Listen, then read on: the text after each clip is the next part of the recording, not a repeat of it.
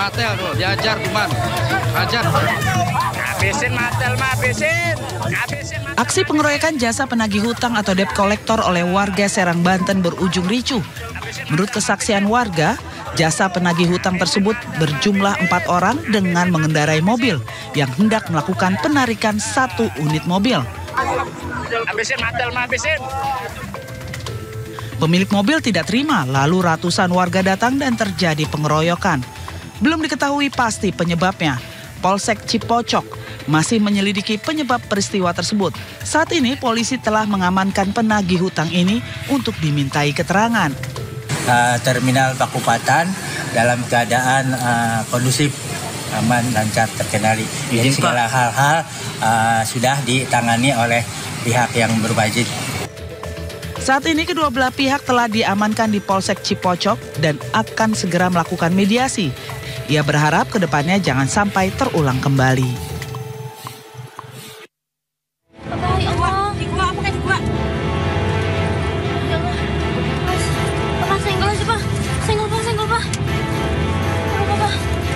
Ini orangnya bisa minggir nggak? Biar kan.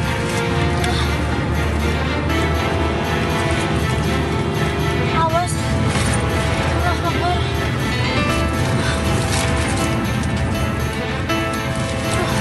Dalam rekaman video, anggota polisi bernama Bribka Riko Hadi Saputra melakukan pengejaran terhadap pelaku begal dengan menggunakan mobil pribadinya yang saat itu Bribka Riko tengah bersama anak dan istrinya.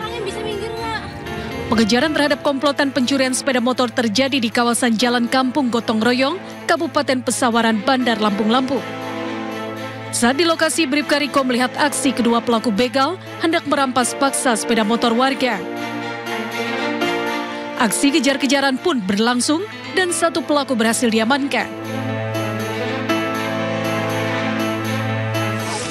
Video tersangka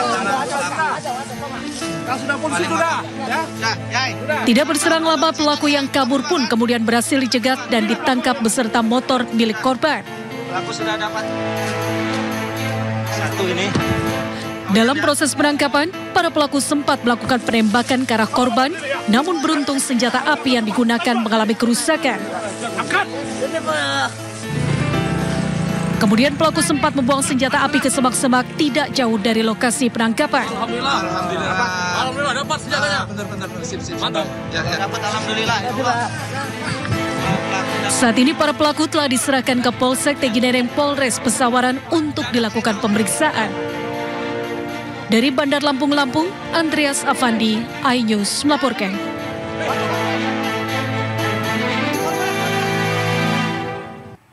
Halo, selamat siang pemirsa Indosiar kembali hadir menemani aktivitas Anda. Bersama saya Galuh Pandu dan berikut berita pilihan siang ini.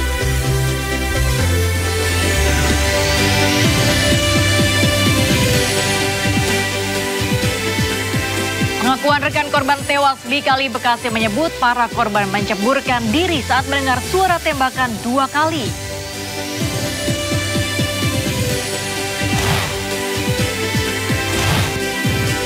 Jelang berakhirnya pemerintahan Presiden Joko Widodo, Kemenkeu mencatat jumlah bunga utang yang diwariskan 183 triliun hingga akhir 2024.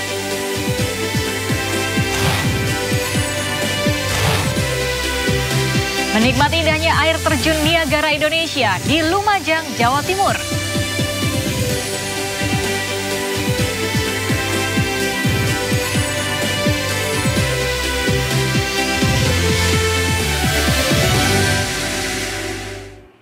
Kita awali Indosiar hari ini pemirsa, setelah 7 jenazah di Kali Bekasi teridentifikasi dan diserahkan kepada keluarga.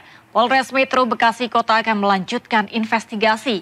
Sementara itu pengakuan rekan salah satu korban di lokasi menyebutkan para remaja melarikan diri saat didatangi tim presisi Polres Bekasi serta beberapa di antaranya menceburkan diri ke Kali Bekasi saat mendengar suara tembakan sebanyak 2 kali.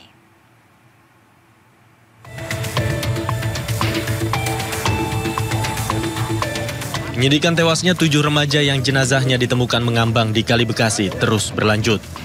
Meski ke-7 jenazah berhasil diidentifikasi dan telah diserahkan ke pihak keluarga, Polres Metro Bekasi Kota menyebut akan melanjutkan investigasi dan akan dilakukan gelar perkara hingga kasus ini terungkap jelas. apa nih? Polres masih melakukan proses investigasi yang kita tangani. Ada berkas yang harus kita selesaikan, kemudian nanti ada gelar perkara yang kita lakukan untuk menyelesaikan kasus ini. Sementara itu pengakuan rekan salah satu korban di lokasi menyebut para remaja melarikan diri saat didatangi tim presisi Polres Bekasi serta beberapa di antaranya menceburkan diri ke Kali Bekasi saat mendengar suara tembakan sebanyak 2 kali. Polisi gimana tuh? Pas jadi ada polisi tuh dikirain temen. Pas nyara bukan temen, polisi. Langsung gerebek, peringatan tembakan 2 kali. 2 kali, terus kalian bubar, ketakutan gitu ya? Sebelumnya Kabid Humas Polda Metro Jaya, Kombes Pol Ade Arisya menyebut 17 anggota patroli presisi masih diperiksa terkait adanya dugaan kesalahan standar operasional prosedur yang dilakukan saat membubarkan pelajar yang hendak tawuran. Tim Liputan iNews melaporkan. Setelah diserahkan ke pihak keluarga, 5 dari 7 jenazah yang ditemukan mengambang di Kali Bekasi, Jawa Barat langsung dimakamkan pada Kamis malam.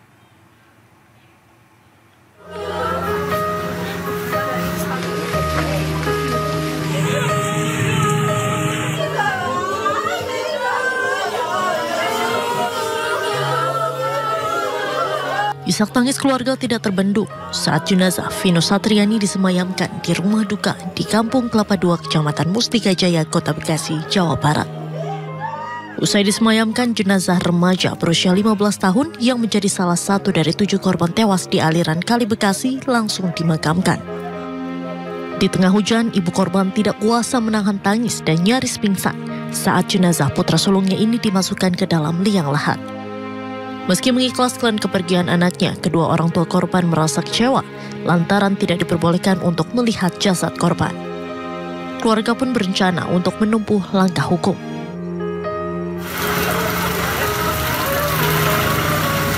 Kesedihan juga merundungi keluarga almarhum Reski Dwi Cahyo dan Rizky Ramadan saat jenazah tiba di rumah masing-masing di kawasan Ciketing Udik, Bantar Gebang, Kota Bekasi, Jawa Barat.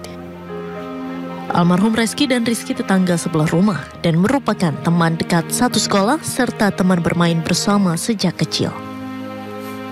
Usai disemayamkan dan disolatkan, kedua jenazah kemudian langsung dimakamkan di tempat pemakaman umum desa setempat. Tidak hanya keluarga, tetangga dan teman almarhum juga mengantar jenazah ke tempat peristirahatan terakhirnya.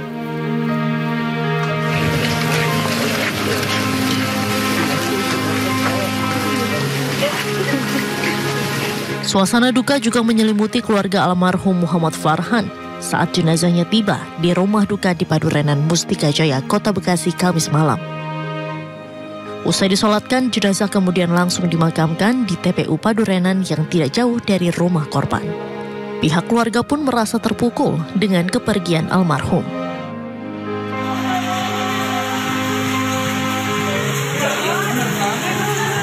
Isak tangis keluarga juga tidak terbendung saat jenazah Rido Darmawan tiba di rumah duka di Kampung Gedung Gede, Tambun Selatan, Kabupaten Bekasi. Keluarga menyatakan tidak terima dengan kematian korban dan berencana menempuh jalur hukum lantaran menduga tim presisi Polres Bekasi Kota yang tidak profesional hingga menyebabkan 7 korban tewas. Rencananya jenazah Rido akan dimakamkan hari ini di tempat pemakaman umum desa setempat. Sebelumnya 7 jasad ditemukan di sebuah kali yang mengalir di belakang perumahan Pondok Gede Permai, Jati Asih, Bekasi, Jawa Barat hari Minggu pekan lalu. 7 jenazah pertama kali ditemukan warga tengah mengapung di aliran sungai yang berlumpur. Dari Bekasi, Jawa Barat, Rahmat Hidayat, iNews melaporkan. Sementara itu, polisi masih mendalami keterangan 22 saksi terkait penemuan 7 jenazah di Kali Bekasi. Seluruh saksi menyebut tidak mendengar suara tembakan di lokasi. Dan berikut cuplikan pernyataan Kasat Reskrim Polres Metro Bekasi Kota, Kompol Audi Josioroh dalam dialog iNews Sore. Memang saat ini kami masih fokus pada penyelidikan terhadap dari ke-7 jenazah ini, Mas. Kami melakukan klarifikasi terhadap saksi-saksi, Mas, yang mungkin pada saat malam Sabtu dini hari itu berada di tempat yang sama dengan ke-7 jenazah.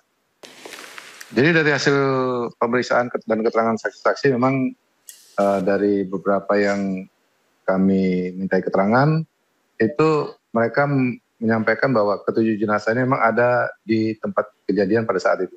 Apakah memang ini sudah bisa dikatakan demikian, mereka terlibat dengan tawuran? Mungkin dapat saya jelaskan dari kejadian awal keterangan saksi-saksi, memang pada saat mereka berkumpul di tempat tersebut pada Sabtu dini hari, mereka berencana untuk melakukan tawuran. Lalu apakah memang sampai saat ini ada keluarga yang memiliki upaya-upaya untuk kelanjutan dari kasus ini, Bapak? Sampai saat ini kami masih proses penyelidikan terhadap peristiwa penemuan ketujuh jenazah, Mas. Dan kemarin setelah ketujuh jenazah berhasil teridentifikasi semua, sudah kami serahkan kepada pihak keluarga, Mas. Demikian. Artinya pihak keluarga sudah menerima saja, Bapak ya, dengan hasil investigasi dan apapun di baliknya? Untuk ketujuh jenazah yang kami serahkan kemarin, keluarga menerima ketujuh jenazah, Mas. Kesulitan kemarin kami melakukan identifikasi dari tim dari RS Polri ini karena data pembanding yang dibutuhkan memang sangat minim, Mas. Karena kita melakukan identifikasi primer dan sekunder terhadap ketujuh jenazah tersebut. Jadi kalau dari keterangan yang kami peroleh dari keterangan 22 saksi yang telah kami periksa, Mas. Dari ke-22 saksi yang kami periksa itu tidak mendengar adanya suara tembakan. Beralih ke kasus lain, pemirsa, sidang lanjutan peninjauan kembali 6 terpidana kasus kematian Vina dan Eki terus bergulir. Terbaru, Majelis Hakim mengagendakan pemeriksaan di lokasi tewasnya Vina Eki.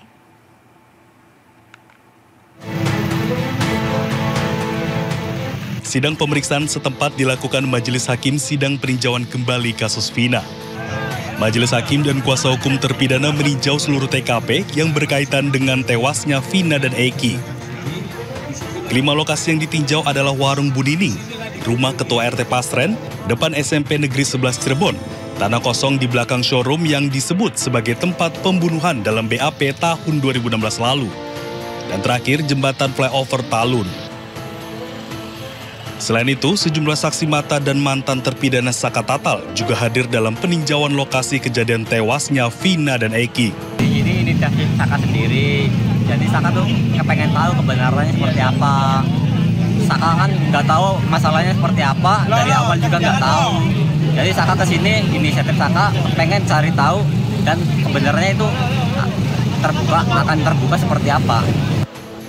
Sementara itu, ke-6 terpidana tidak dihadirkan dalam sidang pemeriksaan lokasi ini dan diwakilkan oleh pihak keluarga. Sementara itu, pengacara Ibtu Rudiana, Pitra Romadoni nyaris dikeroyok massa saat mendatangi lokasi kematian Vina dan Eki di Cirebon, Jawa Barat. Keributan dipicu Pitra yang merasa dihalangi saat akan mendekat ke lokasi. Pitra dihajar.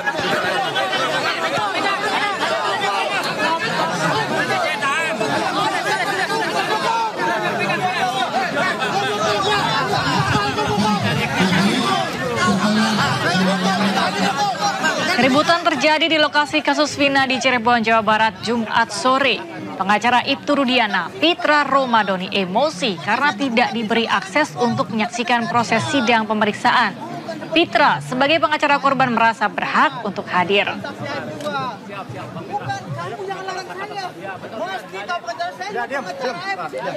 Namun suasana semakin panas saat Pitra terlibat adu mulut dengan pengacara pihak terpidana. Kondisi semakin tak kondusif saat sejumlah pihak turut memprovokasi.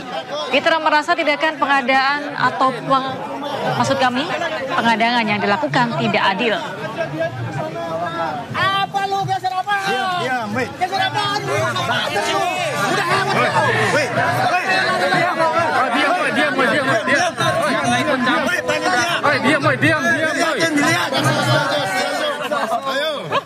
Dari teman lu sendiri yang tidak adil, bro. Ya, enggak, gini.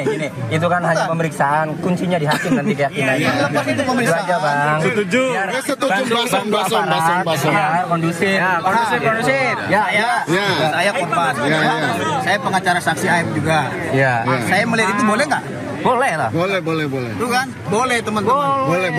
Dibolehkan Kalau itu. boleh, yang lainnya nggak boleh. Boleh, tapi jangan ribut. Psikolog forensik Reza Indragiri menilai datangnya hakim ke lokasi Vina dan Eki tewas bisa jadi bentuk keraguan hakim akan keterangan para saksi. Polisi pun direkomendasikan untuk melakukan penyelidikan dan penyidikan ulang kasus kematian Vina dan Eki. Hakim patut diberikan 2 jempol karena terus terang mengingatkan saya pada apa yang juga dilakukan oleh majelis hakim dalam kasus Verdi Sambo. Jadi kalau ditinjau dari sudut pandang psikologi forensik, kualitas keterangan saksi itu ditentukan oleh 2 parameter sesungguhnya. Bahwa keterangan haruslah lengkap dan haruslah akurat.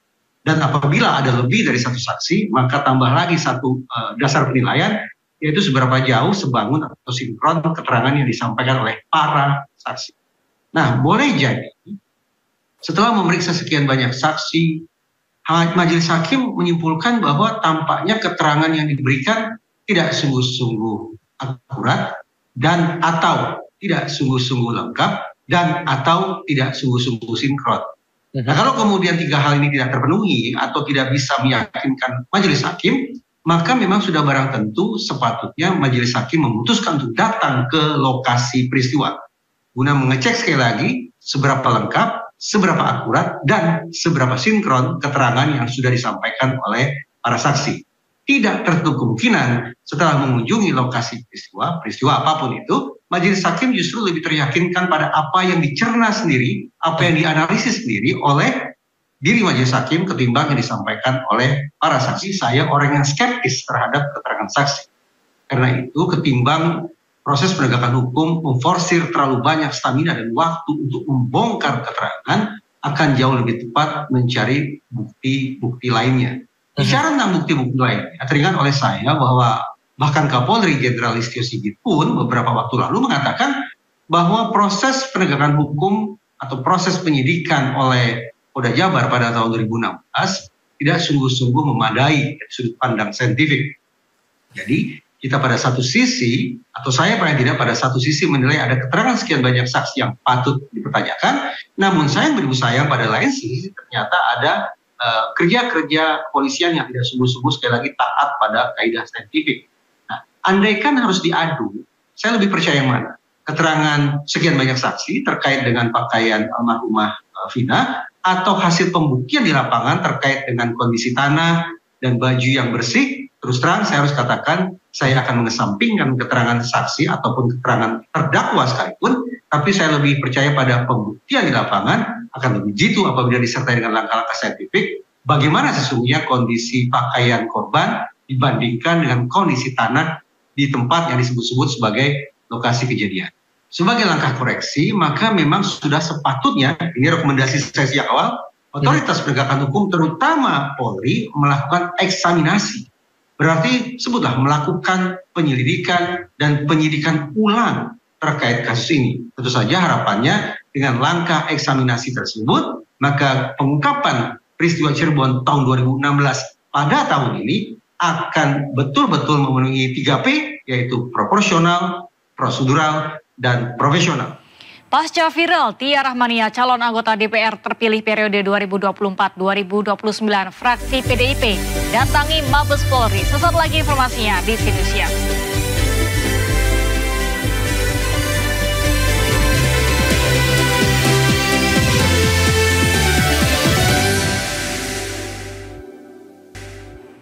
Anda kembali menyaksikan Situ Siang, pemirsa. Pelantikan Dewan Perwakilan Rakyat Daerah DPRD Provinsi Sulawesi Barat yang berlangsung diwarnai aksi unjuk rasa sejumlah mahasiswa.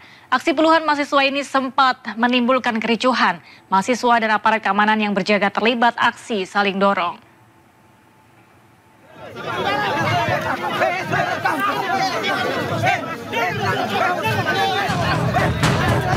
Demo mahasiswa di kantor DPRD Sulawesi Barat diwarnai kericuhan. Sejumlah mahasiswa yang memaksa masuk ke dalam kantor DPRD dihalangi aparat kepolisian dan Satpol PP, hingga aksi saling dorong di depan pintu masuk tidak terhindarkan. Aksi kemudian mereda setelah sejumlah anggota DPRD yang baru saja dilantik keluar dan menemui mahasiswa. Dengan membawa keranda mayat, mahasiswa kemudian berdialog dengan anggota DPRD. Dalam dialog, mahasiswa menyampaikan sejumlah aspirasi, termasuk menyoroti sejumlah program Pemprov Sulawesi Barat yang dinilai tidak pro rakyat. Kami memang menginginkan ada diversifikasi ekonomi, tidak monopol toko, tetapi jangan ada ugal-ugalan, harus dikontrol, harus benar-benar direalisasikan dengan baik, sehingga apa yang kita rencanakan bisa tiba kepada tangan rakyat dan dikerjakan secara baik. Setelah ditemui sejumlah anggota DPRD, mahasiswa kemudian membubarkan diri dengan tertib. Mereka berharap tuntutannya disampaikan DPRD ke Pemprov Sulawesi Barat. Dari Mamuju, Sulawesi Barat, Frendi Anyus melaporkan. Kader sekaligus anggota DPR terpilih PDI Perjuangan Tia Rahmania dipecat. Pemecatannya disebut-sebut karena mengkritik pimpinan KPK Nurul Gufron yang videonya viral di media sosial. Pak Nurul Gufron yang terhormat, daripada Bapak bicara yang teori seperti ini, kita semua tahu Pak, negara ini berada dalam kondisi tidak baik-baik saja. Mending Bapak bicara kasus Bapak. Bagaimana Bapak bisa lolos Dewan Etik, kemudian dipetun sukses. Bagaimana kasus Bapak memberikan rekomen pada ASN. Bisa cari tolong dihargai forum ini, Bu. Yang memberikan nilai-nilai baik. Terima kasih. Wassalamualaikum warahmatullahi wabarakatuh. Saya izin keluar. Baik, terima kasih Bu. Itulah momen viral saat Tia Rahmania mengkritik Wakil Ketua KPK Nurul Gufron dalam agenda pemantapan nilai-nilai kebangsaan di Lembaga Ketahanan Nasional. Pasca video viral tersebut, PDI Perjuangan memecat anggota DPR terpilih Tia Rahmania dari keanggotaan partai dan digantikan oleh Boni Triana. Namun PDI Perjuangan menegaskan bahwa pemberhentian Tia tidak ada hubungannya dengan peristiwa mengkritik Wakil Ketua KPK Nurul Gufron. Pergantian ini telah diputuskan Mahkamah Partai terkait perselisihan perhitungan suara di Dapil Banten 1. Ya memang di internal partai kita mempunyai mahkamah partai yang bisa memutuskan secara internal terkait apakah salah satu caleg dari internal bisa kemudian dilantik atau tidak dilantik. Tapi bagaimana detailnya silakan tanyakan kepada DPP partai. Bu, kami dapat informasi ya, maksudnya karena dua caleg itu diduga menggelembungkan suara di Dapil Banten dan Jawa Tengah. Itu benar nggak Bu? Silakan tanya ke DPP partai. Ya. Ada anggap mungkin tadi untuk lanjutin tadi ya Pak. Kita ada anggapan juga kalau gara-garanya gitu soal apa mengkritik KPK Nurul Gufron ini nggak ya Bu? Nggak ada hubungannya, jadi nggak ada hubungannya. Ini jangan kemudian ada salah pengertian. Ini ada sepertinya ada perbedaan atau ada ketidaksukaan antara partai politik dengan KPK. Tidak ada hubungannya. Berarti memang proses internalnya juga sudah berjalan sebelumnya juga ya? Silakan tanya ke DPP partai. Sementara itu, Boni Triana melalui akun X-nya menjelaskan telah mengetahui keputusan partai pada 11 September 2024. Atau 2 minggu sebelum video Tia Rahmania mengkritik Wakil Ketua KPK Nurul Gufron. Tim Liputan iNews melaporkan.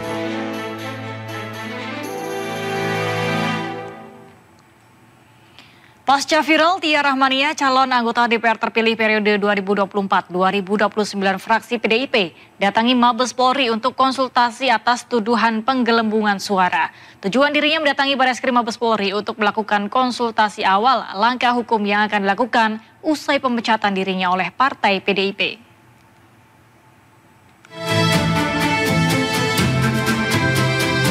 Pasca viralnya video Tia Rahmania yang mengkritik Wakil Ketua KPK Nurul Gufron dalam acara pembekalan calon anggota DPR terpilih, tak selang lama PDIP melakukan pemecatan secara sepihak oleh Mahkamah Partai kepada Tia Rahmania. Pemecatan atas tuduhan bahwa Tia telah melakukan pelanggaran penggelembungan suara. Mengetahui hal tersebut, Tia merasa kecewa terhadap keputusan KPU karena mengakomodasi putusan dari Mahkamah Partai PDIP atas tuduhan pengalihan suara partai ke suara pribadi pada pemilu 2024 lalu. Padahal putusan Bawaslu yang melandasi putusan Mahkamah Partai tersebut tidak menyatakan bahwa dirinya menggelembungkan suara. Kalau dibilang penggelembungan suara itu kan kejahatan itu dalam undang-undang pemilu. Nah, itulah kita tidak mau, makanya kita membuat konsultasi ini agar tuduhan terhadap Bu Tia ini bisa diklarifikasi apakah benar dia melakukan penggelembungan suara. Karena sebenarnya yang berhak untuk mengatakan Butia melakukan penggelembungan suara. Iya, kalau bicara pemecatan memang saya baru menerima kemarin. Nggak ada kaitannya ya berarti ya? Setelah itu gitu saya menerima. Ada kecurigaan ke sana nggak? Kita nggak bisa menduga-duga. Nggak boleh suzon ya kita gitu. Tapi yang pasti kita baru menerima kemarin surat pemecatan. Iya, itu aja. Kayaknya di Lemhanas pada saat saya masuk itu nama saya masih ada di absen, begitu aja. Tidak hanya itu, Tia juga menuturkan bahwa selain konsultasi, tujuan dari kedatangan Tia ke Barreskrim adalah untuk membersihkan nama baiknya. Dari Jakarta, Nata Arman, Jakasamsa News melaporkan. Presiden terpilih Prabowo Subianto segera bertemu dengan Ketua Umum PDI Perjuangan, Megawati Soekarno Putri. Meski tidak diungkapkan kapan waktu pertemuannya, namun bisa dipastikan Prabowo Mega akan bertemu di tempat yang asyik dengan santapan yang sudah ditentukan.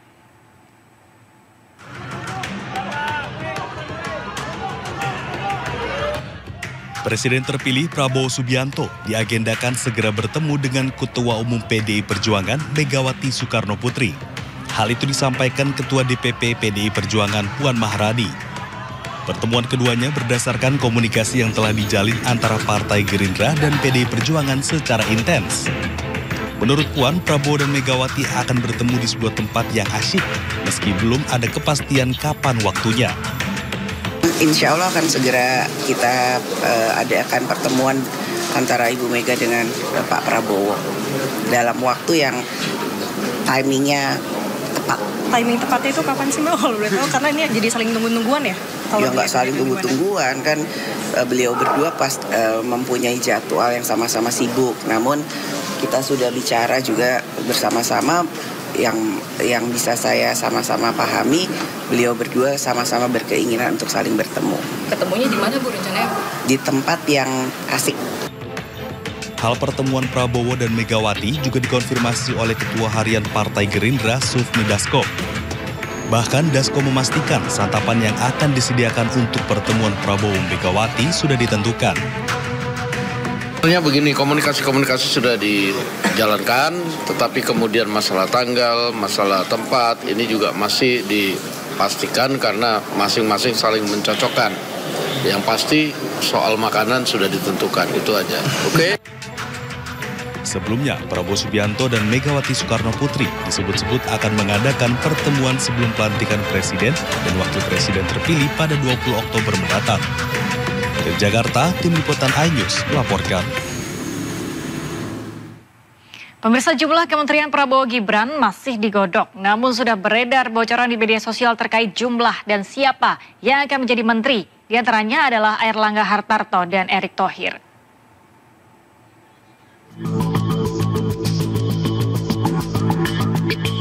Bocoran jumlah kabinet Prabowo Gibran beserta nama-nama menterinya beredar di media sosial meski belum ada pengumuman resmi.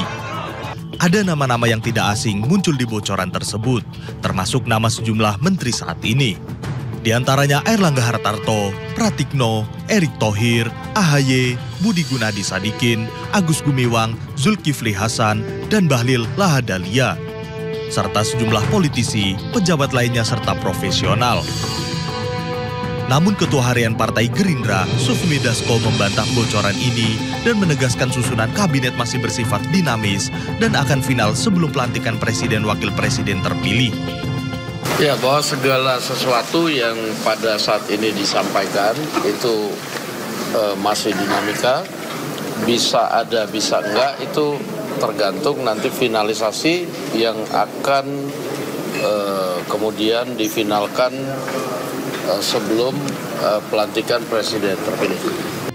Jika merujuk pada direvisinya Undang-Undang Kementerian Negara, postur Kabinet Zaken yang diidam-idamkan Prabowo akan gemuk. Kalau semua partai politik diborong masuk ke pemerintahan, ya saya kira kita sulit berharap partai politik bisa memainkan peran sebagai alat kontrol pemerintah, karena dalam iklim demokrasi kita membayangkan adanya mekanisme check and balances. Apalagi isu merapatnya PDIP ke koalisi Indonesia Maju Plus makin saat terjelang rencana pertemuan Prabowo dan Megawati. Dari Jakarta, Tim Liputan iNews melaporkan. Kementerian Keuangan melaporkan kondisi utang pemerintah per akhir Agustus 2024 mencapai 8.461,93 triliun rupiah. Jumlah tersebut turun 40,76 triliun rupiah dibandingkan bulan sebelumnya, senilai 8.502,69 triliun rupiah. Kementerian Keuangan melaporkan kondisi utang pemerintah per akhir Agustus 2024 mencapai 8.461,93 triliun rupiah. Jumlah tersebut turun 40,76 triliun rupiah dibandingkan bulan sebelumnya senilai 8.502,69 triliun rupiah. Kondisi utang pemerintah hingga akhir Agustus 2024 ini tercatat tetap konsisten terjaga di bawah batas aman 60% PDB sesuai Undang-Undang Nomor 17 Tahun 2003 tentang Keuangan Negara. Seiring dengan jumlah utang yang menurun, rasio utang terhadap PDB juga turun jelang Presiden Joko Widodo lengser menjadi 38,49%. Di mana bulan sebelumnya masih 38,68%. Sementara itu dari total utang per Agustus 2024 yang sebesar 8.461,93 triliun rupiah, mayoritas berasal dari penerbitan surat berharga negara atau SBN sebesar 7.452,56 triliun rupiah atau 88,07%. Sisanya 11,93% dari pinjaman sebesar 1.009,37 triliun rupiah. Tentu saja, Kementerian Keuangan menegaskan kondisi utang pemerintah tersebut tercatat konsisten terjaga di bawah batas aman 60% produk domestik bruto atau PDB.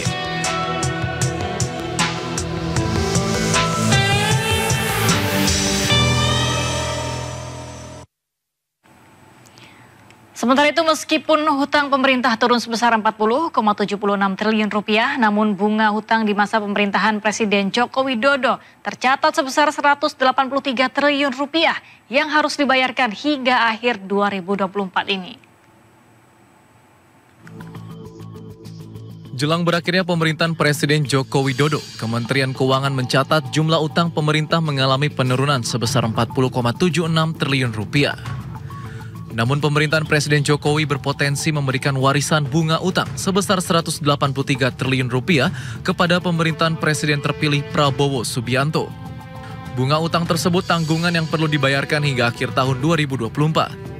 Direktur Strategi dan Portofolio Pembiayaan Ditjen Pengelolaan Pembiayaan dan Risiko Kementerian Keuangan Riko Amir mengatakan, pemerintah mencatatkan outlook pembayaran bunga utang sebesar 499 triliun rupiah hingga akhir tahun berdasarkan anggaran pendapatan dan belanja negara 2024. Selain itu tercatat hingga akhir bulan Agustus ini, realisasi pembayaran bunga utang telah mencapai 315,6 triliun rupiah. Hal itu artinya pemerintah masih harus membayar sisa bunga utang sebesar 183 triliun rupiah untuk mencapai target. Di sisi lain, pemerintahan Jokowi sendiri akan berakhir pada 20 Oktober mendatang. Dengan demikian, tanggung jawab penyelesaian pembayaran bunga utang ini nantinya akan diserahkan atau diwariskan kepada pemerintahan baru. Sementara itu, untuk tahun depan, pemerintahan Prabowo diperkirakan akan membayar sebesar 552,9 triliun rupiah bunga utang sesuai yang tertuang di APBN 2025. Angka ini meningkat cukup besar dibandingkan dengan bunga 2024 ini.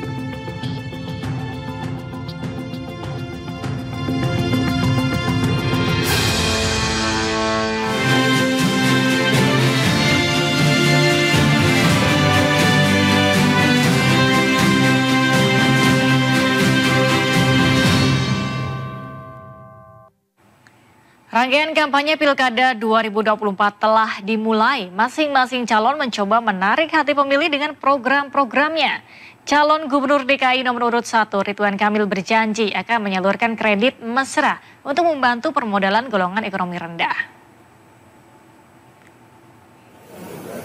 Program kredit mesra ditujukan bagi warga yang kesulitan mengakses layanan perbankan karena terbentur syarat agunan. Program serupa pernah diterapkan di Jawa Barat. RK pun mengklaim program ini sukses dijalankan di Jawa Barat. Kredit mesra bisa menjadi solusi efektif untuk masyarakat yang butuh pinjaman tanpa jaminan. Itu budaya salam kebajikan. Yang saya hormati seluruh Calon Gubernur Jakarta Ridwan Kamil pagi tadi kembali melakukan kampanye di kawasan Waduk Asemi, Kalideres, Jakarta Barat. Dalam kampanyenya, Ridwan Kamil mengikuti senam akbar dan sampaikan program kerja dari pasangan Ridwan Kamil Suswono. Ridwan Kamil menambahkan pasangan Ridho berkomitmen untuk menjadikan kota Jakarta yang global, Jakarta Baru, dan Jakarta Maju.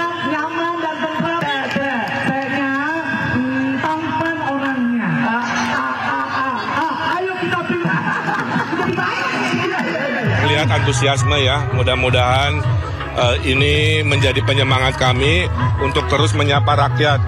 Tadi juga saya sampaikan program-program ternyata yang paling disukai kan tadi ya, RW-nya akan diberi anggaran untuk kepentingan mereka, ada kredit murah tanpa bunga agunan untuk kepentingan mereka, ada mobil curhat juga untuk kepentingan mereka, dan lain-lain. Sementara itu, calon wakil gubernur nomor urut 1 Suswono menyambangi pasar Serdang Kemayoran. Para pedagang mengeluhkan para pedagang liar yang berjualan di area luar pasar. Calon wakil gubernur nomor urut 1 belusukan ke pasar Serdang Kemayoran, Jakarta Pusat Jumat sore. Suswono memulai belusukan dengan menyusuri bagian luar pasar Serdang dan berbincang dengan para pedagang. Saat berinteraksi dengan para pedagang, Suswono mendapati harga kebutuhan pokok masih normal. Di dalam pasar, Suswono mendapat keluhan dari pedagang yang berjualan di dalam, meminta agar Suswono menertibkan pedagang yang masih berjualan di luar pasar. Suswono pun menampung keluhan para pedagang dan sepakat agar semua pedagang berjualan dalam bangunan pasar.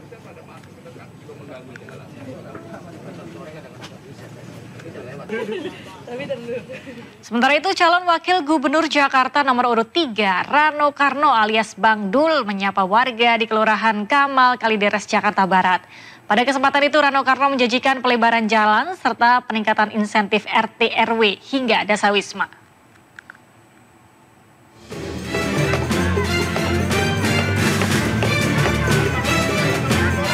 Calon Wakil Gubernur Jakarta Rano Karno sambangi warga Kelurahan Kamal, Kalideres, Jakarta Barat silaturahmi dengan Ketua RT, Ketua RW hingga tokoh masyarakat. Kedatangan sosok yang akrab disapa Bang Dul itu disambut meriah dan antusias oleh warga setempat. Rano Karno pun tampak menyapa dan bersuah foto dengan warga. Dalam kunjungannya, Rano Karno menyerap aspirasi warga dan menyampaikan sejumlah program yang akan dijalankan apabila diberi amanah memimpin Jakarta. Salah satu yang dikeluhkan oleh warga Kelurahan Kamal adalah kemacetan yang kerap terjadi di kawasan ini. Jalan menuju satu kampung ke kampung yang lain disebut hanya selebar 3 meter. Tidak cukup besar menampung kendaraan yang melintas, inilah yang memicu kemacetan. Menanggapi keluhan tersebut, Rano Karno menyampaikan akan ajukan program pelebaran jalan yang dimaksud sehingga mengurai kemacetan. Ini bukan pembuatan jalan baru ya. Di sini ada jalan tapi terasa kecil. Di sini kan tol. Nah, untuk tol itu besar, penyeberangan nggak ada, cuma 3 meter. Jadi itu terasa macet. Itu kan berarti buat apa gunanya tol kalau masyarakat tidak terbantu. Insya Allah tinggal melakukan pelebaran, bukan jalan baru. Jadi wajar-wajar aja itu sih, gitu. Berharap sekali bila mana dia terpilih nanti supaya jangan hanya janji doang. Ya, supaya masyarakat yang diinginkan adalah ini kemacetan yang ditimbulkan oleh jalan layang yang menuju antara RW 3 dengan RW 4, RW 6, Kamal gitu.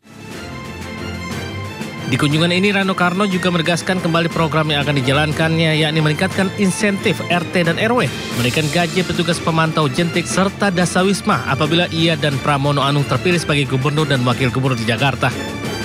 Dari Jakarta, Hadisti Arifah, Wildan Aulia News melaporkan. Calon Wakil Gubernur Jakarta dari jalur independen Kun Wardana disambut meriah ratusan emak-emak di pemukiman padat penduduk Johar Baru, Jakarta Pusat. Selain persoalan keamanan dan sulitnya air bersih, Kun juga menyoroti banyaknya warga yang KJP-nya dicabut sehingga harus terlilit hutang untuk membiayai sekolah anak.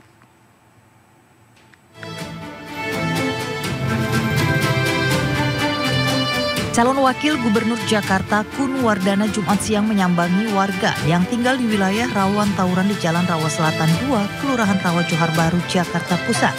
Dari sejumlah masalah dan keluhan yang disampaikan warga, Kun yang maju sebagai calon wakil gubernur Jakarta dari jalur independen menyoroti sejumlah persoalan klasik yang masih dialami warga, seperti kesulitan air bersih serta kurangnya tingkat keamanan, sehingga kerap terjadi tawuran, pencurian, bahkan penjamretan.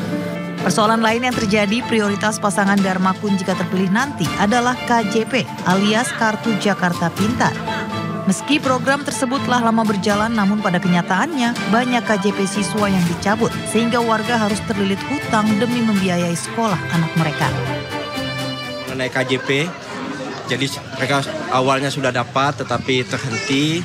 Kemudian juga mereka menyampaikan hutang ya, jadi dia berhutang sehingga stres juga mengenai air ya. Air yang kecil, ya semuanya tadi kita sudah tampung, kita kasih solusinya. Tapi memang solusi ini nanti kita akan lanjutkan di dalam program kita, bagaimana melayani mereka secara lebih baik. Dengan mengedepankan proaktif menyambangi warga, Kun berharap bisa menemukan permasalahan yang dihadapi warga. Dari Jakarta, Rani Sanjaya, Ainus melaporkan. Baru juga mulai kampanye, aksi bagi-bagi uang calon kepala daerah dan simpatisan di berbagai daerah terekam kamera amatir warga. Beberapa di antaranya bahkan terjadi saat deklarasi damai.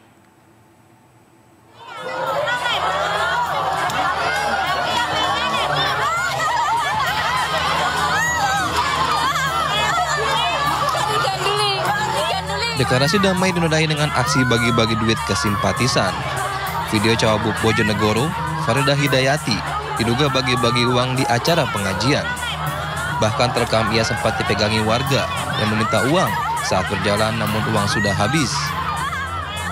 Farida Hidayati saat dikonfirmasi membenarkan bagi-bagi uang sebagai kegiatan rutin sedekah untuk anak-anak senilai Rp5.000, namun aksi tersebut di luar masa kampanye.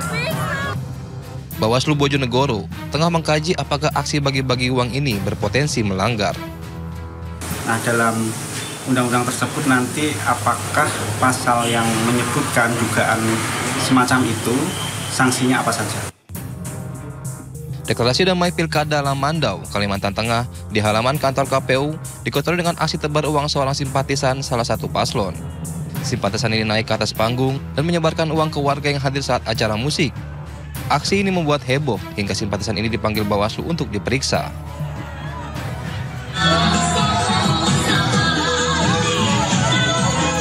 Aksi serupa juga terjadi saat deklarasi kampanye damai di Pematang Siantar, Sumatera Utara.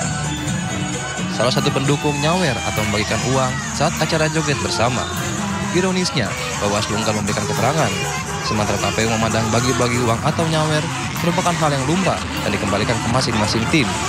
Tim Liputan iNews melaporkan.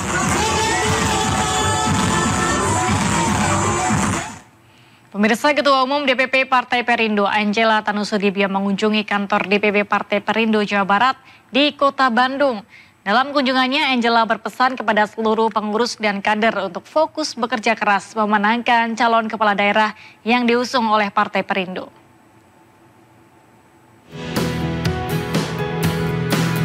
Kedatangan Ketua Umum DPP Partai Perindo Angela Tanusudibio disambut hangat oleh jajaran pengurus DPP Partai Perindo Jawa Barat. Jelang Pilkada serentak 2024, Angela Tanusudibio yang juga Wakil Menteri Pariwisata dan Ekonomi Kreatif ini meminta seluruh pengurus dan kader untuk aktif berjuang dalam mengkampanyekan pasangan calon kepala daerah yang telah diusung maupun didukung Partai Perindo. Di Jawa Barat, Partai Perindo menargetkan kemenangan calon kepala daerah yang diusung maupun didukung di 27 kabupaten kota. Kami tidak hanya asal pilih, tetapi kami punya kriteria-kriteria paslon yang harus dipilih. Yang pertama, diperkirakan bakal menang. Yang kedua, pollingnya tinggi. Yang ketiga, kredibilitasnya yang bagus. Kunjungan Ketua Umum DPP Partai Perindo ini memberikan motivasi serta semangat juang kepada seluruh pengurus dan kader untuk mengawal pemenangan para calon kepala daerah yang telah diusung Partai Perindo di Provinsi Jawa Barat.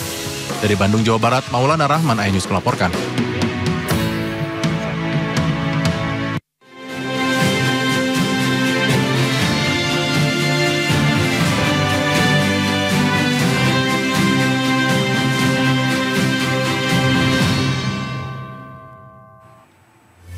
Imbas kericuhan oknum supporter terhadap petugas keamanan PLT LIP memanggil manajemen dan supporter Persib. Informasi selengkapnya usai jeda berikut. Tetaplah di Sidu Siang.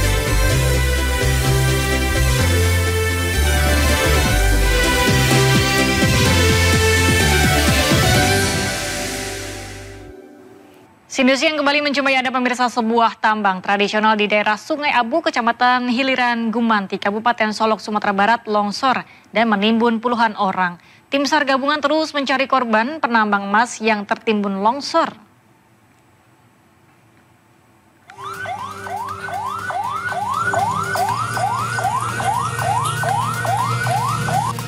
Data terkini dari BPBD Kabupaten Solok, Sumatera Barat.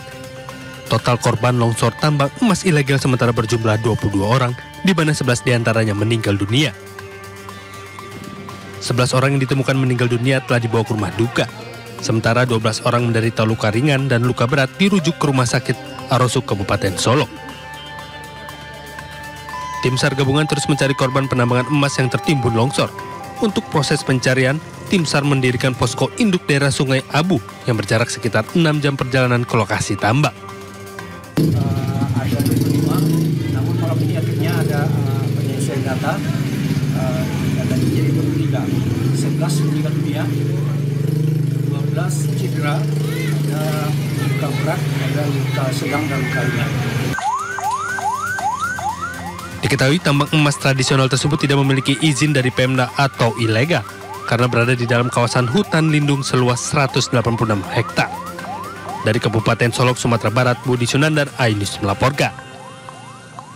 Puluhan pelajar SMA negeri di Kendari, Sulawesi Tenggara terlibat perkelahian di dalam lingkungan sekolah. Perkelahian diduga dipicu kesalahpahaman antara pelajar senior dan junior.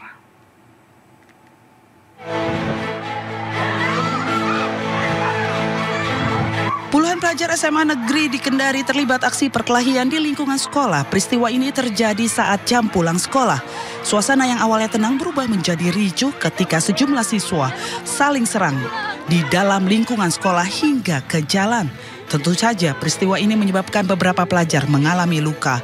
Kronologinya, perkelahian diawali kesalahpahaman antar pelajar kelas 12 dan kelas 11, sehingga memicu aksi perkelahian. Bahkan satu orang siswa dikeroyok hingga terbaring di lantai. Pihak sekolah juga menyayangkan kejadian ini dan berjanji akan mengambil tindakan tegas terhadap siswa yang terlibat perkelahian. Kasusnya pemukulannya satu yang si Babe itu yang melakukan pemukulan, maka kelas 11 ini tidak terima. Hingga mereka juga membabi buta juga pada akhirnya karena sifatnya ini anak memang kelihatannya sudah tidak terlalu bagaimana memperhatikan apa-apa yang bisa disampaikan oleh Bapak Ibu Guru. Pihak sekolah telah memanggil dan melakukan upaya damai dengan orang tua pelajar agar insiden yang sama tidak kembali terjadi. Hendak tawuran, puluhan pelajar SMP di Kabupaten Bekasi, Jawa Barat meminta maaf dan bersujud minta ampun pada orang tua mereka di kantor polisi. Dari para pelajar ini, polisi menyita puluhan senjata tajam berbagai jenis yang akan digunakan untuk tawuran.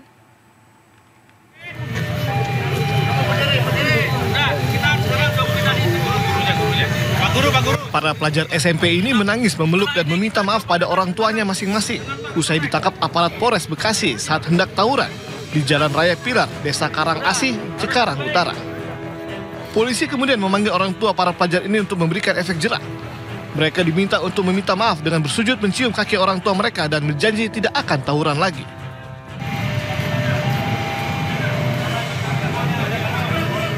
Kami sebagai orang tua terima kasih atas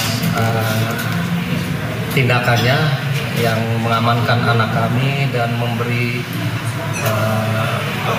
arahan, memberi masukan itu dan diamankan semalam di sini supaya efek jerak. Dari tangan para pelaku tawuran ini, polisi menyita senjata tajam berbagai jenis. Saat ini polisi masih menyelidiki pemicu tawuran ini. Mereka diduga akan melakukan tawuran dengan membawa beberapa barang benda tajam dan karena dibantu oleh masyarakat digiring ke satu lokasi sehingga pada saat digiring itu mereka membuang senjata tajamnya. Sebanyak 29 anak-anak kami amankan dibawa ke Polsek. Setelah membuat pernyataan tidak akan mengulangi perbuatan, para pelajar pelaku tawuran ini dikembalikan ke orang tuanya masing-masing. Dari Bekasi, Jawa Barat, Didit Junaidi, iNews melaporkan.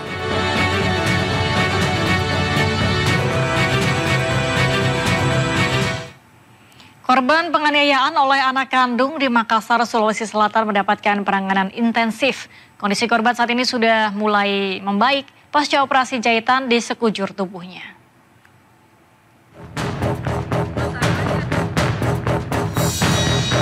Usai menjalani operasi bedah selama hampir 6 jam di Rumah Sakit Angkatan Laut Jala Amari, Kota Makassar, kondisi korban penganiayaan anak kandung mulai membaik. Korban yang merupakan ibu kandung pelaku mengalami luka sayatan di sekujur tubuhnya. Bahkan tangan dan jari korban remuk terkena bacokan. Pasca operasi panjang, kini keadaan korban masih dalam perawatan intensif tim dokter. Untuk kendalanya mungkin karena jumlah darah yang banyak keluar, jadi mungkin di situ kendalanya untuk kita tetap supaya tidak banyak perdarahan, namun pada akhirnya kita bisa atasi. Untuk selanjutnya sekarang dalam penanganan dan pengawasan dokter penanggung jawab, dokter bedah dan juga dokter ortopedi. Selama dirawat ini baik-baik, ada mungkin hari makin baik. Makin hari makin baik ya Pak. Kondisinya. Ya. Sekarang Ibu di mana Pak? Di ruang ditempatkan di mana? Ruangan ICU. Ruangan ICU ya. Sebelumnya warga di Jalan Tinumbu Lorong 148 Kota Makassar, Sulawesi Selatan geger dengan aksi sadis seorang perempuan di halaman rumahnya. Wanita ini tega menganiaya ibu kandung yang sudah terkapar dengan senjata tajam. Diduga pelaku alami gangguan kejiwaan, warga pun takut mendekati korban. Nahas, saat korban sudah bersimbah darah, sejumlah warga nekat melempari pagar dengan kayu agar pelaku menjauhi korban. Polisi yang datang langsung mengevakuasi pelaku dan korban. Aksi keji pelaku dipicu karena pelaku tersinggung untuk membersihkan rumah oleh korban. Pelaku pun diketahui alami gangguan kejiwaan dan menyebabkan pagar rumah korban selalu dikunci agar anaknya tidak berulah kepada tetangga. Kini kasus penganiayaan masih diproses di Polres Makassar. Dari Makassar, Syahrul Adiaksa, iNews melaporkan.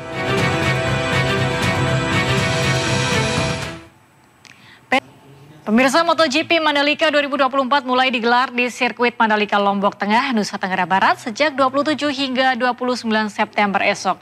Sebanyak 22 pembalap dari 11 tim ambil bagian dalam ajang balapan kuda besi tersebut. Lantas, siapa saja pembalap yang memiliki bayaran tertinggi? Berikut ulasannya bersama rekan Reni Arumsari. Ya, sebagai ajang balap motor paling bergengsi di dunia, MotoGP tentu memberikan banyak keuntungan bagi para ridersnya. Pada MotoGP 2024, sejumlah pembalap mengantongi gaji fantastis. Dan berikut 5 pembalap top MotoGP 2024 dengan gaji paling tinggi. Ya, di urutan kelima ada Jorge Martin yang mendapat bayaran sebesar 3,5 juta US dollar atau sekira 57,3 miliar rupiah per musimnya. Kemudian ada Maverick Viñales. Ya, sama seperti Jorge Martin, Maverick juga mendapat bayaran sebesar 3,5 juta US dollar atau sekira 57,3 miliar rupiah per musimnya. Berikutnya, nomor 3 ada Francesco Bagnaia dengan bayaran sebesar 4,5 juta US dollar atau sekira 73,7 miliar rupiah per musimnya. Selanjutnya di urutan kedua ada Marc Marquez yang mendapat bayaran sebesar 10 juta US dollar atau sekira 163 miliar rupiah. Di urutan pertama ada Fabio Quartararo yang menjadi pembalap MotoGP dengan bayaran tertinggi yakni sebesar 12 juta euro atau sekira 206,8 miliar rupiah per tahunnya. Ya, selanjutnya kita lihat apakah bayaran tertinggi para pembalap MotoGP ini sebanding dengan prestasi mentereng yang mereka raih musim ini. Kita bisa lihat dari klasemen sementara musim ini. Ya, meski bukan yang tertinggi bayarannya, namun Jorge Martin sementara memimpin klasemen di peringkat pertama dengan 341 poin. Bahkan di musim 2023, Martin merebut posisi runner-up klasemen akhir. Sementara Maverick Viñales peringkatnya tercecer di posisi ke-7 dengan 149 poin, sama dengan raihan akhir klasemen musim 2023. Nah, Francesco Bagnaia saat ini menempati peringkat kedua dengan 317 poin. Nah, Bagnaia sendiri merupakan juara dunia musim 2022 dan 2023 serta runner-up musim 2021. Sedangkan Marc Marquez musim 2024 ini berada di posisi keempat dengan 281 poin. Setelah di 2 musim sebelumnya juara dunia 5 kali itu hanya berada di luar 10 besar klasemen akhir musim 2022 dan 2023. Nah, pembalap dengan bayaran termahal Fabio Quartararo musim 2024 ini tercecer di peringkat 13 dengan 73 poin saja. Nah, kendala pada tunggangan Yamaha YZR M1 membuat Quartararo kesulitan mengulang gelar juara dunia yang direbutnya musim 2021 serta posisi runner-up musim 2022 lalu.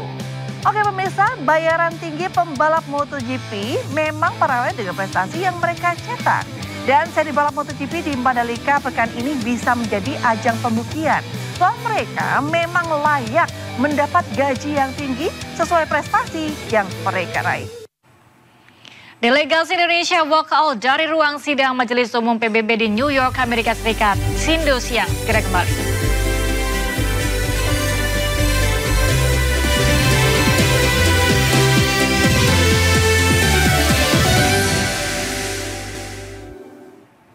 Anda kembali menyaksikan Sindo siang, pemirsa. Delegasi Indonesia walkout dari ruang sidang ke-79 Majelis Umum PBB di New York, Amerika Serikat pada hari Jumat.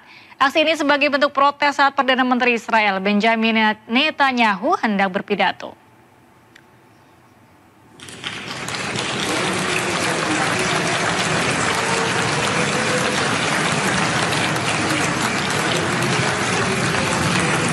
Forum Majelis Umum seketika riuh dengan banyaknya delegasi dari berbagai negara yang walk out. Menurut Kemlu RI, sejumlah negara yang walk out merupakan negara anggota Organisasi Kerjasama Islam (OKI), Liga Arab, dan gerakan non-blok antara lain Kuwait, Iran, Pakistan, Malaysia, dan Kuba. Sebelumnya, Menteri Luar Negeri RI Retno Marsudi meminta negara-negara di dunia segera memberikan pengakuan terhadap negara Palestina. Pengakuan ini sebagai langkah penting menuju solusi dua negara. Menurut Menlu Retno, ini satu-satunya cara untuk memberikan tekanan politik kepada Israel untuk menghentikan kekejamannya.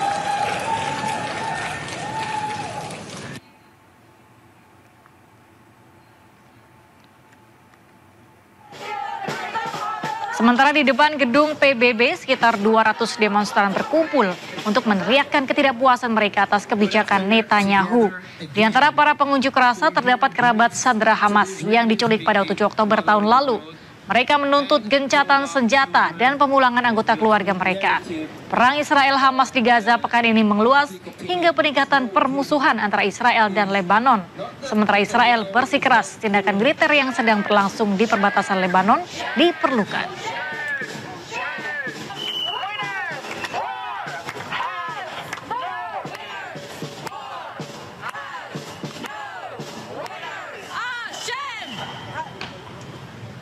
Thank you. Look him in the eye and acknowledge that you are here. 88 jenazah tidak dikenal telah dikuburkan secara massal setelah dibawa ke Khan Yunis, Gaza Selatan. Puluhan jenazah dipindah setelah laporan serah terima dari pasukan Israel.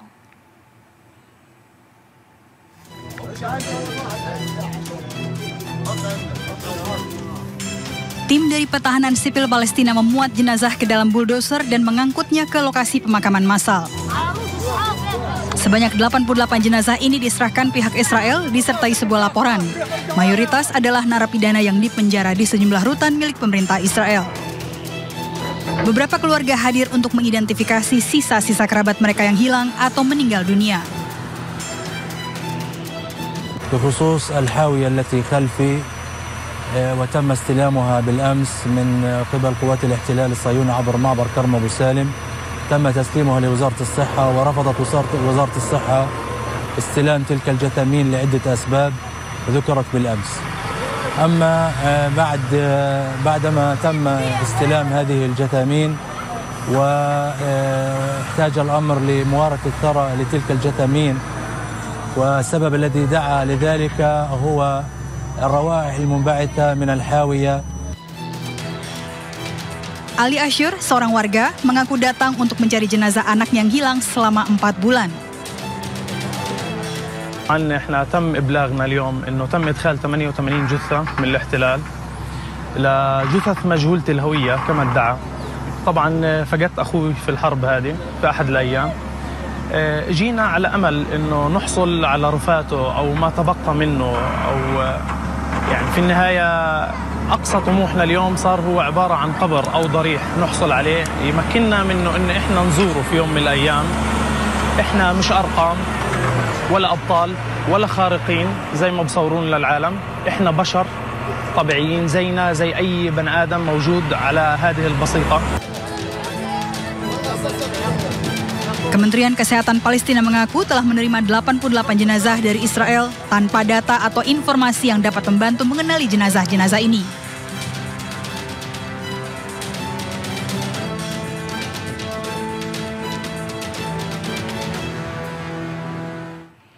Beralih ke informasi lain, pemirsa, Presiden Joko Widodo meminta pemerintah daerah membantu meningkatkan pelayanan rumah sakit daerah. Presiden juga memastikan akan berkoordinasi dengan Presiden terpilih Prabowo Subianto untuk proses pengembangan dapat diselesaikan.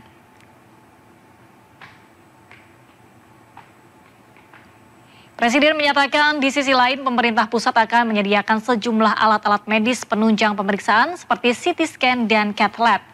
Presiden memastikan akan berbicara dengan Presiden terpilih Prabowo Subianto untuk memastikan proses pengembangan fisik rumah sakit dapat diselesaikan.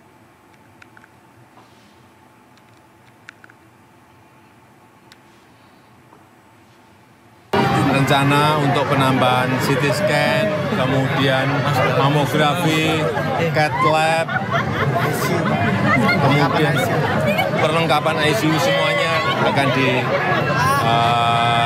disediakan, akan disiapkan dari pemerintah, tapi pemerintah daerah mestinya yang membangun ruangannya, membangun gedungnya. Tapi tadi kalau juga nanti Kementerian Kesehatan, saya akan berbicara juga dengan Presiden terpilih untuk juga menyiapkan anggaran dari APBN agar fisiknya juga.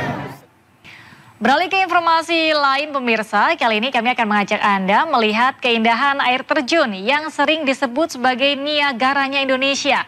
Berlokasi di Lumajang, Jawa Timur, air terjun ini membentang bak tirai air raksasa yang sangat mempesona. Dan berikut liputannya untuk Anda.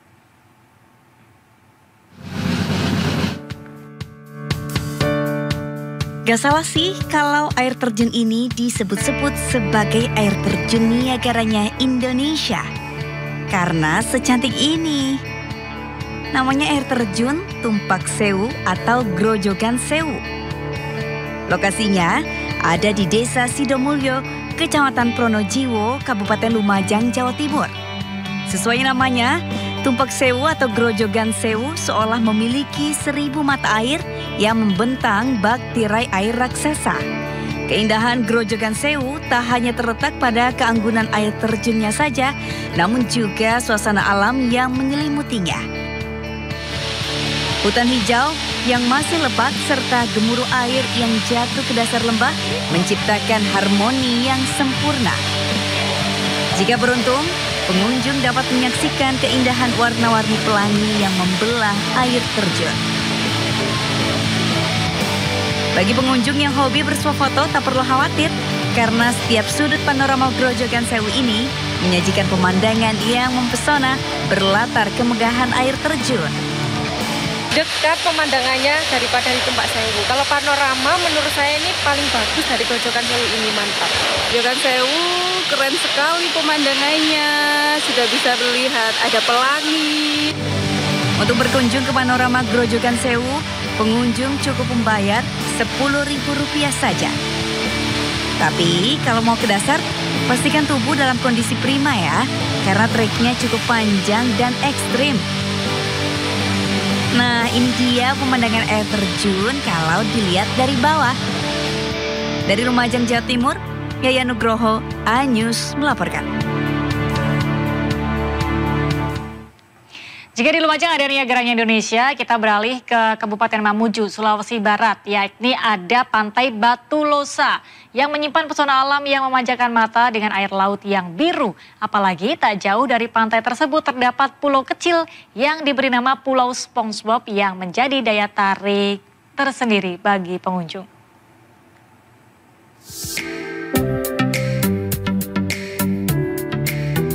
Deburan ombak disertai tiupan angin sepoi-sepoi menghiasi Pantai Batu Losa, salah satu surga tersembunyi di Desa Tapandulu, Kecamatan Simboro, Kabupaten Mamuju, Sulawesi Barat. Betapa tidak, kawasan wisata alam ini memiliki panorama alam yang sangat memanjakan mata. Air lautnya yang biru, apalagi saat suasana senja jelang matahari terbenam, menjadi daya tarik tersendiri. Pemandangan yang indah semakin membuat pengunjung betah berlama-lama. Momen ini pun dimanfaatkan untuk relaksasi diri dengan bermain air sambil bersuah foto. Menariknya lagi, tak jauh dari pantai terdapat sebuah pulau kecil nan indah. Pulau diberi nama Pulau SpongeBob karena bentuknya mirip Pulau Bikini Bottom dalam serial kartun SpongeBob SquarePants. Berjarak hanya puluhan meter dari bibir pantai, pulau ini mudah dijangkau saat air laut sedang surut.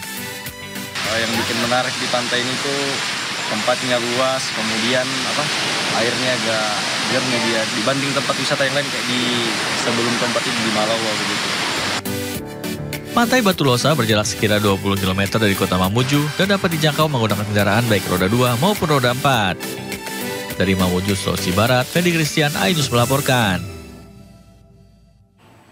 Dan bagi Anda, para pecinta alam, pemirsa bisa mencoba diving melihat pesona alam bawah laut Kepulauan Derawan di Kabupaten Berau, Kalimantan Timur, seperti yang dilakukan Ladis dan Vina berikut ini.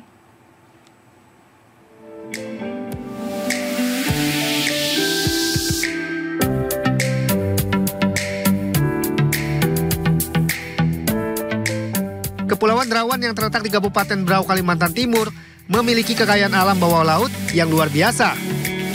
Tidak salah kalau Kepulauan Derawan disebut surganya pencinta diving dan snorkeling. Di antara biota laut yang dapat ditemui adalah ikan lumba-lumba di Pulau Maratua.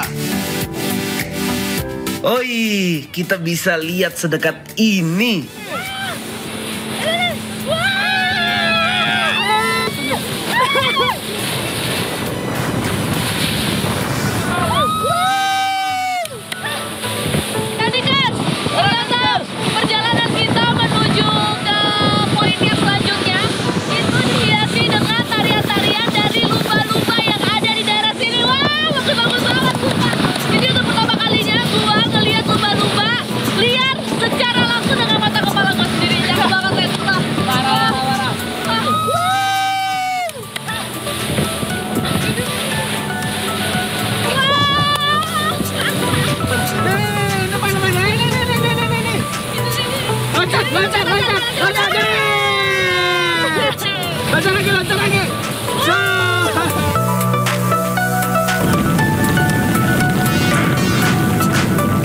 Iya, kita menuju ke lokasi Big First Country, spot diving Mangku Aji.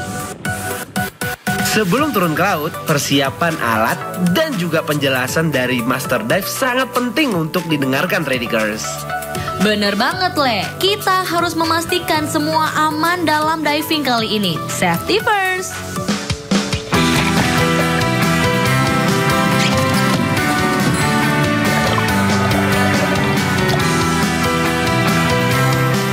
Tradikers, untuk mencari barakuda di kedalaman kurang lebih 20 meter, gue kudu berhenti dulu nih di 5 meter pertama untuk equalization.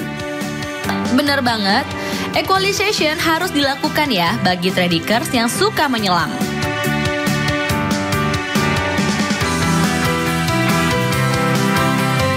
Di titik spot barakuda ini harus terpasang hook agar tubuh tidak terbawa arus bawah laut.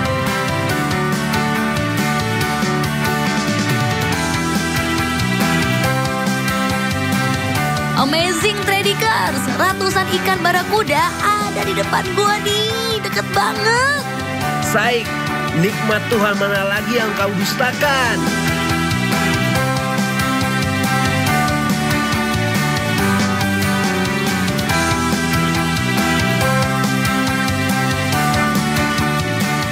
puas menikmati keindahan bawah laut, kini saatnya gue sama Vina naik ke atas kapal Tradikers.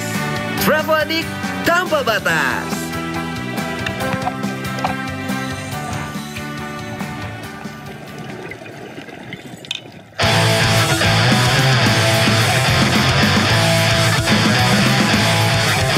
Tradikers, kalian harus tahu nih, di Pulau Derawan, tepatnya di Tali Sayat, memiliki keistimewaan lautnya. Seperti yang kali ini gue sama Vina datengin nih.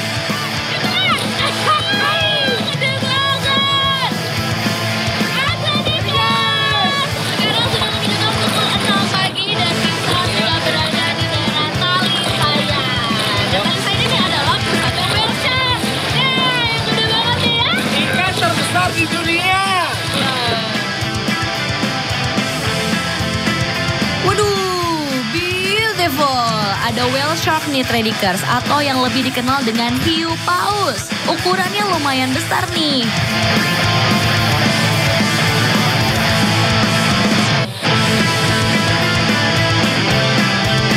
Wow, keren banget. Baru pertama kali gue Tradikers berenang sekaligus melihat langsung. Gede banget. Pesona dan kekayaan laut Kepulauan Derawan adalah salah satu keindahan alam Indonesia yang sangat berharga dan patut dijaga oleh semua orang. Dari Kabupaten Berau, Tim iNews melaporkan. Dan informasi tadi sekaligus mengakhiri Sindu Siang hari ini. Anda bisa mendapatkan informasi terkini dan terbaru melalui portal yang menghadirkan berita daerah, berita nasional dan berita internasional lengkap di sindonews.com. Mewakili kerabat kerja yang bertugas, saya Galuh Pandu pamit undur diri. Terima kasih dan sampai jumpa.